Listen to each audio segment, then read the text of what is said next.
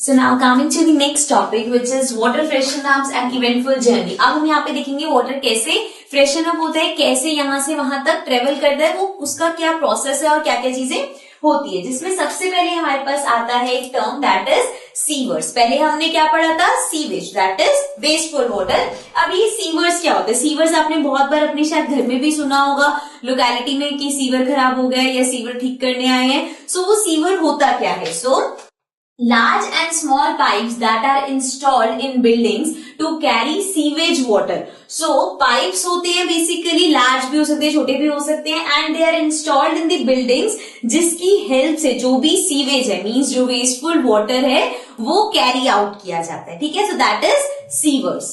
उसके बाद एक टर्म है सीवरेज. अब सीवरेज क्या होता है? A network of transport system consisting of sewers is called sewerage. अब हर बिल्डिंग में मान लो हर लोग जितने भी घर हैं हर किसी में यहाँ पे सीवर्स लगे हुए हैं. अब ये सारा कलेक्ट होके भी तो कहीं डिपॉजिट होगा या कहीं जाके डिस्पोज ऑफ होगा. सो उसके लिए बड़ी टर्म है सीवरेज दैट इज नेटवर्क और ट्रांसपोर्ट सिस्टम, जिसमें ये सारे पाइप एक दूसरे से कनेक्टेड रहेंगे एंड एक साथ वो डिस्पोज ऑफ हो जाएगा जो भी हमारा सीवेज वाटर होगा. सो अब सीवरेज के यहाँ पे हमने आगे डिटेल में भी है. It carry sewage water from the point where it is produce to the point where it is dispose. तो क्या करता है? कैरी करता है सीवेज वाटर को जहां से प्रोड्यूस हुआ है, मतलब बिल्डिंग्स, इंडस्ट्रीज, हाउस होल्ड, कहीं से भी. सो वहां से कलेक्ट करके उसको पूरा ट्रांसफर करता है जहां पे भी उसको डिस्पोज ऑफ होना होता है. Okay, next, it consist of manholes that are located at every 50 to 60 metres. अब ये जो है इसमें हर 50 से 60 मीटर्स के बाद एक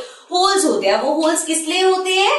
The manholes are installed at a point where two or more sievers intersect or change the direction. So जब हमें उसका डायरेक्शन चेंज करनी हो वहां पे एक मैनहोल इंसर्ट होगा ताकि पाइप की डायरेक्शन चेंज हो सके, या जहां दो सीवर्स कनेक्ट हो रहे हैं, मिल रहे हैं, वहां पे एक मैनहोल होता है. सो ये होल्स बेसिकली डायरेक्शन चेंज करने के लिए या एक दूसरे से कनेक्ट करने के लिए होते हैं. Okay, so now we'll move to the next topic. Now coming to the next topic which is treatment of polluted water. अब एक polluted water है, उसको आप कैसे ट्रीट कर सकते हो, उसको कैसे क्लीन कर सकते हो. तो यहाँ पे जिस polluted water की बात हो रही है वो नॉर्मल की पानी है, गंदा पानी है, उसको कैसे क्लियर करें. We are not talking about sewage. Sewage की बात नहीं हो रही यहाँ पे. सो ये बेसिकली एक आपकी बुक में एक एक्सपेरिमेंट की तरह है, बट इसमें कुछ स्टेप्स है. Let's see. सबसे पहले है एरेशन. एरेशन में क्या करना है? Air is bubbled through the waste water while it is continuously stiff. अब कैसे एयर प्रोड्यूस कर रहे हैं? अगर आप नॉर्मली भी पानी को लो और उसको कंटिन्यूसली घुमाते रहो ऐसे स्टेयर करते रहो तो क्या होगा? उसमें एयर बबल्स प्रोड्यूस होंगे. तो यहाँ पे वही बात हो रही है कि एयर बबल प्रोड्यूस कर रहे हैं. Then filtration. Then next step है filtration which is aerated water. जो जिस वाटर में अभी हमने बबल प्रोड्यूस करे that is referred as aerated water passes through a deep filter of layered sand. अब उसको हम क्या कर रहे हैं?